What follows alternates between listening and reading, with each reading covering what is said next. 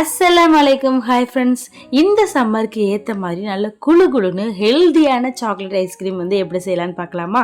ஐஸ்கிரீம்னாலே unhealthy தானே, என்ன ice cream வந்து ஹெல்தின்னு சொல்றீங்க அப்படின்னு தானே பார்க்குறீங்க. ஆமாங்க, இந்த ஐஸ்கிரீம் ஹெல்தி தாங்க. உங்க வீட்டு குழந்தைங்களுக்கு ஐஸ்கிரீம் வந்து செஞ்சு கொடுக்கணும், ஆனா அது ஹெல்தியா இருக்கணும் அப்படின்னு நினைச்சீங்கன்னா இந்த மாதிரி ஒரு முறை ட்ரை பண்ணி பாருங்க. இது செய்யறதுக்கு நான் 1/4 கப் அளவுக்கு ஓட்ஸ் வந்து எடுத்திருக்கேன், 1/4 கப் அளவு முந்திரி, 1/4 கப் அளவு பாதாம், 12ல இருந்து 15 பேரிச்சம்பழம் வந்து எடுத்திருக்கேன். சாஃப்டா இருக்கும் பாத்தீங்களா, அந்த பேரிச்சம்பழம் வந்து எடுத்துக்கோங்க. இதுல உள்ள சீடெல்லாம் எடுத்துட்டு நம்ம இந்த மிக்சிங் பவுல்ல எடுத்து வச்சிருக்கோம் இல்லையா, முந்திரி பாதாம் எல்லாமே அதோட வந்து நான் சேர்த்துக்கிறேன். இதோடவே 2 டீஸ்பூன் அளவுக்கு கொக்கோ பவுடர் வந்து ஆட் பண்ணிக்கிறேன். இவ்வளோ கொக்கோ பவுடர் வேணாம் அப்படின்னா 1/2 ஸ்பூன் அளவுக்கு நீங்க வந்து ஆட் பண்ணிக்கோங்க. இதுல வந்து பாத்தீங்கன்னா டார்க் சாக்லேட் வந்து சேர்க்கணும். நான் வந்து மில்க் சாக்லேட் வந்து சேர்த்திருக்கேன். உங்களுக்கு டார்க் சாக்லேட் பிடிக்கும் அப்படின்னா நீங்க வந்து சேர்த்துக்கோங்க. மில்க் சாக்லேட் வந்து பாத்தீங்கன்னா அதே 1/4 கப் அளவு சேர்த்திருக்கேன். மில்க் வந்து பாத்தீங்கன்னா 1/2 கப் அளவுக்கு மில்க் வந்து நான் இதுல வந்து ஆட் பண்ணிருக்கேன்.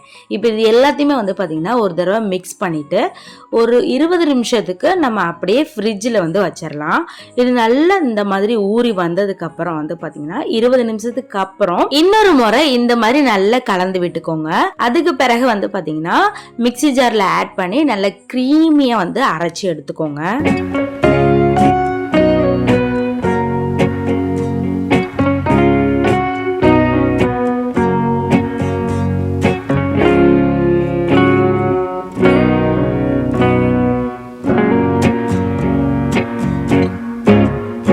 நான் கொஞ்சம் சின்ன ஜார்ல வந்து பாத்தீங்கன்னா 2 முறையா வந்து அரைச்சி எடுத்துக்கிட்டேன்.